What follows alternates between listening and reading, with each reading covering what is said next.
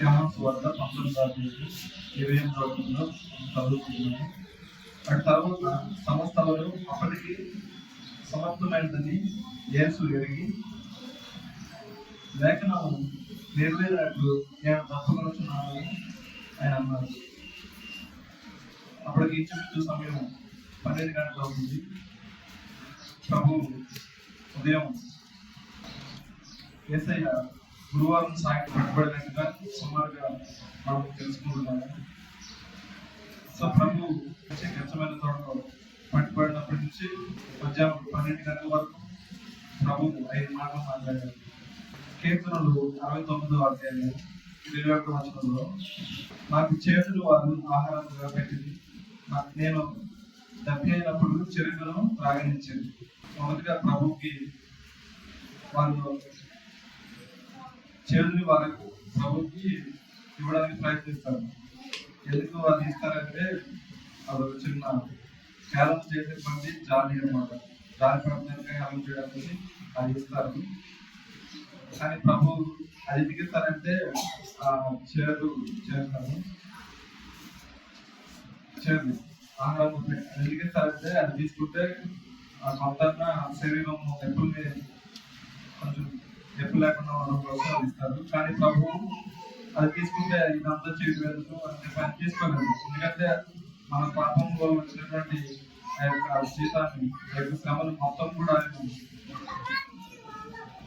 ఆయనంతా ఆయన భరించడం కోసం ఆయన ఇష్టపడ్డారు. అదేవిధంగా నాకు దాకపోయినప్పుడు తప్పించారు అని చెప్పి ఇప్పుడు అదే లేఖనంలో ఉంది. చిరుకను తాగనిచ్చింది అని. కానీ ప్రభువు చిరుకను కూడా జస్ట్ టేస్ట్ చేసి ఇష్టపడలేదు, నాలుగుని తాగనిచ్చారు. అదేవిధంగా కీర్తనలు 22వ అధ్యాయం 15వ వచనంలో కూడా ఈ యొక్క ప్రవచనం ఉంది. నా బలము ఎండిపోయి చిల్ల పెంకు వలె ఆయన, నా నాలుక నా దవడను పట్టుకొని ఉన్నాను. అప్పటి నుంచి ఎప్పుడైతే ఆయన పట్టుకున్నారో ఈ మాట పలికేంత వరకు ఆయనకి చుక్క ఒక బిందు వాటర్ కూడా ఆయనకి ఇవ్వలేదు. దాంతో పాటు ఆయన శరీరంలో ఉన్న రక్తం మొత్తం కూడా ఆయన ఎన్నో రకాలుగా హింసించి కొరడాలతో కొట్టి ఆయన శరీరంలో ఉన్న ఆఖరి పట్టు వరకు కూడా కొంత రక్తం మొత్తం బయటకు వచ్చేంత హింసించారు, కొట్టారు, కొరడాలుగా కొట్టారు. ఇంకో విషయం ఏంటంటే మధ్యాహ్నం ఆయన చనిపోయేంత వరకు కూడా కంటి మీద పులుగు కూడా ఆయనకి రావడం లేదు. ఎవరైనా ఉండగలుగుతారా రాత్రంతా నిద్రపోకుండా? ఫర్ ఎగ్జాంపుల్ 10 కాడి నుంచి 9 కాడి నుంచి నైట్ అంతా నిద్రపోకుండా ఉంటే పొద్దున్నే ఎలా ఉంటుంది? కానీ ఆయన నిద్ర లేకుండా చేశారు. ఆ రాత్రి అంతా ఆయన నానా రకాలుగా హింసిస్తూనే ఉన్నారు, ఆయన ఎంతో శ్రమ పెడుతూనే ఉన్నారు. అయినా కానీ ఆయన ఈ పాపం వల్ల వచ్చినటువంటి ఆ యొక్క శిక్షను ఆయన అనుభవిస్తున్నారు. చివరికి ఒక్కసారిగా ఆయన అన్నారు, నేను తప్పుకొనుచున్నాను అని అన్నారు. అప్పటి వరకు ఆయన తప్పికి రాలేదా? అప్పటి వరకు ఆయన తప్పికి వచ్చింది. అయినా కానీ ఆయన లేఖను నెరవేర్చుడు కొరకు మాత్రమే మాట్లాడారు. మనం అయితే ఇప్పుడు ఆ లేఖను నెరవేర్చింది కాబట్టి ఆయన చేసేది మనం అనుకుంటున్నాం. కానీ ఆయన ఇంకా పుట్టక ముందు దావీదు గారు ఈ యొక్క ప్రవచనంలో చెప్తున్నప్పుడు ఆ ప్రవచనాన్ని విన్నవారు, చదివిన వారు ఏమని తెలుసుకుని ఉంటారు, ఏమని అనుకుని ఉంటారు? ఇలా అనుకుంటే ఈ విధంగా అనుకుని ఉంటారు. ఆయన ఆ మాటలు చెప్తున్నారు దావీదు గారు అయినాను, అది దావీదు గారి గురించి ఆయన చెప్తున్నారా? ప్రవచనమే కదా, ప్రవచనం అని మనం ఇప్పుడు అనుకుంటున్నాం. కానీ ఆ కాలంలో ఏమనుకున్నారు? దావీదు నువ్వు శ్రమ పడతావా? దావీదు నువ్వు కనీసం నీళ్ళు లేకుండా చేసేస్తావా? ఎందుకు నీకు చేతిస్తారని అనుకుంటారు కదా. పరిశుద్ధాత్మ దేవుడి సహాయం పొందిన వారు మాత్రం ఇది ప్రవచనము, రానున్నటువంటి రక్షకుడు ఈ విధంగా శ్రమ పడతాడు. ఆ శ్రమని వారు కూడా దాన్ని ఊహించుకుని ఈ విధంగా అనుకున్నట్టు అమ్మో అంత గొప్ప శ్రమని ఆయన మీద వేస్తున్నారా, ఆయన అంత శిలువయాగాన్ని ఆయన భరించవలసి ఉందా అని అనుకునే ఉంటారు ఖచ్చితంగా. సో ఆ విధంగా వారు అప్పటి నుంచి కూడా ప్రభు మీద ప్రేమ పెంచుకుని ఉండాలి. కానీ వాళ్ళు అలా చేయలేరు. వారు ఏం చేశారంటే ఆ యొక్క ప్రవచనాల్ని, ఆ యొక్క లేఖనాలని అన్ని కూడా పక్కన పెట్టేశారు.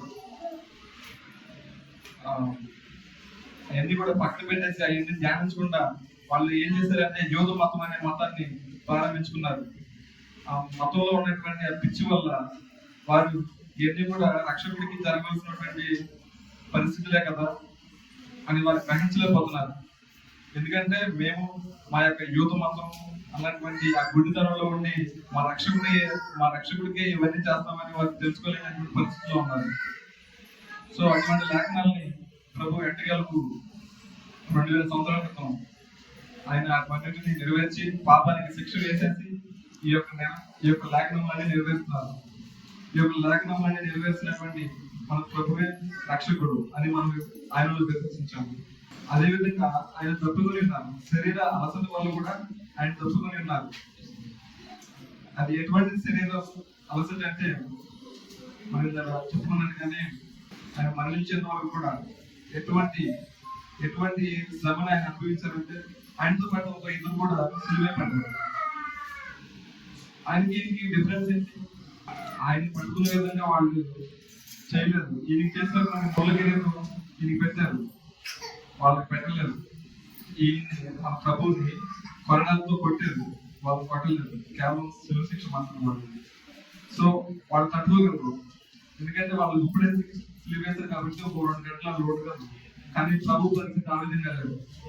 ఆయనకి కంటి మీద నిద్ర లేదు, హింసిస్తూనే ఉన్నారు. ఒక శ్రమ తర్వాత ఒక శ్రమ, అవమానం తర్వాత అవమానం చేస్తూనే ఉన్నారు. ఆ విధంగా ఆయన నిజంగానే శరీరంతో ఆయన దప్పమని ఉన్నారు. ఇప్పుడు ఆయన ప్రభువు కదా, ఆయన దేవుడు కదా, ఆయనకి ఇవన్నీ కూడా నెప్పించుకుంటాలి అని ఎవరన్నా అనుకోవచ్చు. కానీ ఆయన సంపూర్ణంగా మానవుడు, సంపూర్ణంగా దేవుడు. ఆ రోజు ఆదాముకి పక్కటెంపులో ఒక పక్కటెంపులు తీయాలంటే పక్క భాగాన్ని ఖచ్చితంగా ఆపరేషన్ చేసే విధంగా కట్ చేయాలి. కానీ ఆదాముకి అదంతా కూడా ఒక కళ రూపంలో జరుగుతున్నట్టు అనిపించేసి తర్వాత ఆయన అన్నాడు, నా పక్కన భాగంలో నా శరీరంలో భాగం అని అన్నాడు. ఆయన ఎటువంటి నొప్పి పొందలేదుగా మనం ఎక్కడ కూడా చదవట్లేదు, బైబిల్ కూడా అడిగితే మనం చెప్పట్లేదు. కానీ ఇక్కడ మాత్రం ప్రభు ఆయనకి అటువంటి సత్యం చేసిన ప్రభువే కదా, ఈయన కూడా నొప్పి లేకుండా చేసుకోవచ్చు కదా. లేదు అలా అనుకుంది. ఆయన సంపూర్ణంగా ఒక మనిషి ఏ విధంగా అయితే శ్రమ పొందాలో తన శరీరం మీద దెబ్బతగినప్పుడు ఏ విధంగా నొప్పి కలుగుతుందో అంతే నొప్పిని ఆయన భరించారు. ఎంతో దారుణమైన బాధ. ప్రతి ఒక్కడికి కావాల్సింది ఆయన ఒక్కడు తీసుకున్నాడు. ఈ విధంగా మనం అర్థం చేసుకోవచ్చు. ప్రభు నిజంగానే ఆయన మనం ఏ విధంగా అయితే శ్రమ పొందుతామో చిన్న దెబ్బతగినప్పుడు ఆయన అంత ఘోరమైన శ్రమ ఆయన పొందాలి. ఏ మనిషి కూడా పట్టజాలైనటువంటి తట్టుకోలేనటువంటి వ్యాధి పొందాలి. ఆయనకు ఉన్నటువంటి దప్పిక ఆత్మల కోసం కూడా ఉన్నదని మనం చదువుకుంటున్నాం. ఆయన అన్నాడు, వారి శిష్యులు ఒక సందర్భంలో ఆహారము మనకి ఏమీ దొరకట్లేదు, వేరే పట్టణానికి వెళ్ళి తీసుకురానప్పుడు ఆయన అన్నాడు, నా ఆహారము తండ్రి చిత్తం నెరవేర్చడమే నా ఆహారము అని ఆయన అన్నాడు. అదేవిధంగా ఆయన తప్పిక కూడా అంతే, ఆత్మీయ కొరకు ఆయన తప్పిన అన్నమాట. ఎలాగైతే ప్రభు తండ్రి చిత్తాన్ని నెరవేర్చడము ఆయనకు ఆహారమైనప్పుడు, అదేవిధంగా ఆయన సిలువలో మన కొరకు రాబడినటువంటి శిక్షని, ఆ యొక్క మరణాన్ని ఆయన తీసుకోవడం కూడా ఆయన దాహమై ఉన్నది. దాన్ని అలా చేస్తేనే తర్వాత ఆయనలో విశ్వసించడం వల్ల రక్షణ పొందుతాము. యోహాను సువార్త 7వ అధ్యాయం 38 నుంచి 39 వరకు మన ఈ విధంగా చదువుకుంటున్నాము.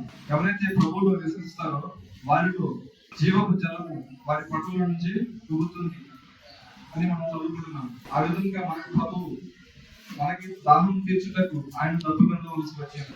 యోహాను 3:16 ఎవరైతే తన అద్వితీయ కుమారుని యందు విశ్వసిస్తారో వారిలో నిత్య జీవం ఉంటుంది.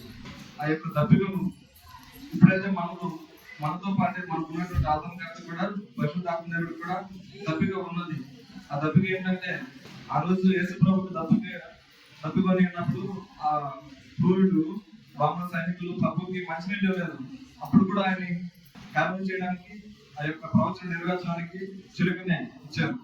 కానీ ఇప్పుడైతే మనం మంచిగా ఆ ఇటువంటి రక్షణను, మారు మనసును, ఒక స్వచ్ఛమైనటువంటి జీవపు జలం వలె మన మనసును ఆయన ఇచ్చినటువంటి నిత్య జీవం వలె అటువంటి స్పష్టమైనటువంటి ఆయన ఇచ్చినటువంటి జీవజలం ఎంత స్పష్టమైనదో, నిత్యమైనదో అటువంటి మంచి మనసును మనం కూడా పొందుకోవాలి. మారు మనసును మనం పొందుకుంటే అప్పుడు ఆయనకు దప్పిక పరిశుద్ధాత్మ దేవుడు ఉన్నటువంటి మన పట్ల ఉన్నటువంటి దప్పికను కూడా మనం తీర్చగలిగిన వాడు అవుతాము. అది కేవలం మనం మాత్రం కాదు, ఆ యొక్క జీవితాన్ని ఇతరులకు కూడా మన నుంచి, మన పట్టుల నుంచి, అంటే మన మానవ రూపంలో, మన కార్యం రూపంలో ఆ యొక్క ఆయన చెప్పిన జీవితాన్ని ఇతరులకు కూడా సువార్త రూపంలో పంచి, ఆయన జీవజాలాన్ని అందరికీ కూడా పంచి ఆ యొక్క రక్షణను సువార్తను ప్రకటించుకుని ఆయన యొక్క దేవుని యొక్క ఆత్మీయ దాహాన్ని తీర్చిన వారుగా మనం ఉండేటట్టు మనం ఎంతగానో కృషి చేద్దాం. ఇటు కృపని దేవుడు మనకి ఇచ్చినందుకు ఆయనకే స్తోత్రములు.